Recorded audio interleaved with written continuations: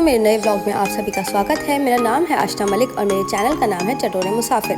और आज हम निकले थे कमला नगर मार्केट के लिए, जहाँ पे हमें कुछ सामान भी खरीदना था और कुछ खाना पीना भी था। तो मैं अपने भाइयों के साथ वहाँ गई थी। कमला नगर मार्केट के लिए मैंने नागलोई से इंद्रलोक तक की मेट्रो ली थी। मार्केट के लिए मुझे शास्त्री नगर उतरना था, जो कि इंद्रलोक से अगला ही स्टेशन था। इसके लिए मैंने शहीद स्थल की ओर जाने वाली मेट्रो ली और मेट्रो स्टेशन पर भीड़ दुनिया भर की थी। कमला नगर जाने के लिए हमें उसी डायरेक्शन में उतरना है मेट्रो स्टेशन से, जिस डायरेक्शन में मेट्रो आगे बढ़ रही है। मेट्रो स्टेशन के पास से ही ई रिक्शा चलते हैं, जो कि 10 रुपीज़ पर पर्सन में कमला नगर मार्केट पहुंचा देते हैं। तो कल का मौसम बहुत शानदार हो रखा था, लेकिन गर्मी उतनी ही थी। गर्मी में कोई कमी नहीं आई थी। इसके बावजूद हमने घूमने में कोई कसर नहीं छोड़ी। रिक्शे से उतरने के बाद अगर आपको ये सामने छोटा सा मॉल नजर आ जाए तो समझ जाओ आप कमला नगर मार्केट पहुँच चुके हो। यहाँ पहुँचने के बाद हमने सबसे पहले ट्राई किए डोलमा आंटी के मोमोज, जो कि हमें वेज एक प्लेट 80 रुपीज़ में मिली। इस मोमोज़ को खाने के लिए यहाँ दुनिया भर की भीड़ लगी हुई थी, जिससे पता चलता है कि ये मोमोज़ लोगों में कितना फेमस है।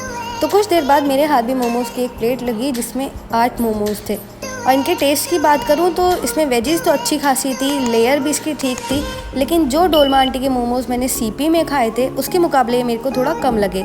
मोमोज़ खाने के बाद हम जैसे ही थोड़ा आगे बढ़े, वहाँ हमें कॉर्ड सेट की शॉप दिखी, जो कि 500 और 600 रुपीज़ में कॉर्ड सेट बेच रहे थे। यहाँ प्रिंटेड कॉर्ड सेट का प्राइस 500 था, तो वहीं एम्ब्रॉयडरी वाले कॉर्ड सेट 600 रुपीज़ में थे। थोड़ा आगे बढ़ने के बाद यहाँ हमें ज्वेलरी की शॉप नज़र आई, जहाँ ब्रेसलेट, ईयर रिंग्स बहुत सारी अच्छी क्वालिटी में थी। यहाँ ईयर रिंग्स की प्राइस 100 रुपीज़ से लेकर 120 रुपीज़ तक के थे। मोमोज ट्राई करने के बाद हम चले गए मैकडॉनल्ड, जहाँ हमने नई मिनियन मील ट्राई करी।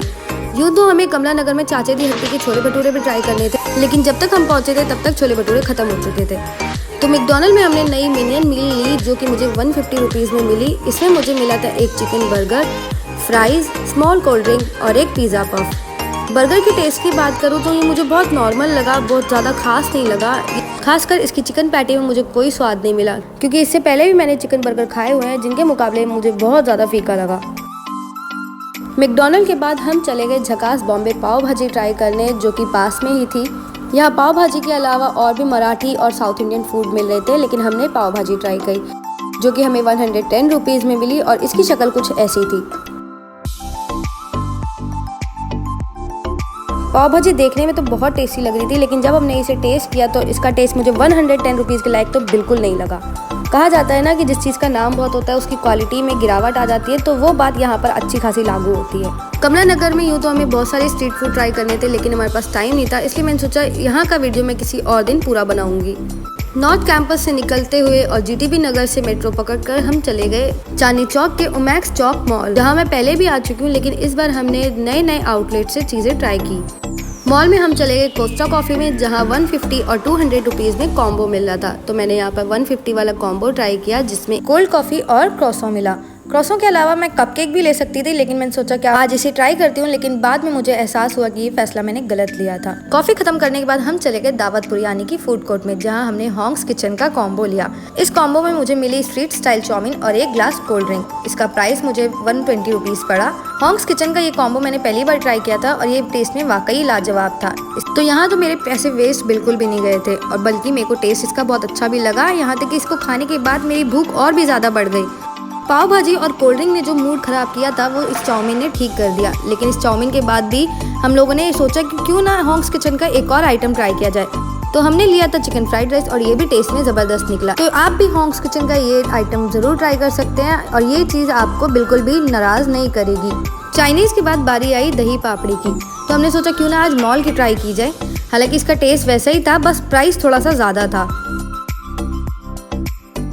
ओमैक्स चौक में कई आउटलेट ऐसे हैं जहां पर आपको देसी फूड का लुत्फ उठाने का मौका मिल सकता है। तो हमने भी यहां से 99 रुपीज़ में दाबेली खरीदी, लेकिन उसे आने में वक्त लग रहा था, इसलिए मेरे कज़न ने हीरा स्वीट्स से ब्राउनी ले ली, जो कि उसको काफ़ी अच्छी लगी। हालांकि कुछ देर में हमारी दाबेली आ गई, जो कि देखने में ऐसी थी। ये मेरा फर्स्ट टाइम था जब मैंने दाबेली ट्राई की थी, और ये मुझे टेस्ट में ठीक लगी। इसे खट्टी मीठी दोनों ही चटनी के साथ सर्व किया जाता है, लेकिन हरी चटनी के साथ ये ज़्यादा टेस्टी लगती है, क्योंकि दाबेली के लिए तैयार किए गए आलू के मसाले में भी थोड़ी मिठास होती है, इसलिए ये खट्टी चटनी के साथ ज़्यादा सूट करती है। तो मैक्स चौक में ट्राई किया गया ये हमारा आखिरी खाना था, लेकिन घर जाने से पहले भी मुझे घर वालों के लिए कुछ पैक कराना था, इसलिए मेट्रो स्टेशन जाने से पहले मैंने जैन रबड़ी वाले के पास से मैंगो रबड़ी ली, जो कि मुझे 160 रुपीज़ में मिली। तो ये रबड़ी मैं अपने पापा के लिए लेकर आई थी, जिन्हें ये चीज़ बहुत ज़्यादा पसंद है और ये खाने में बहुत ही ज़्यादा यम्मी निकली।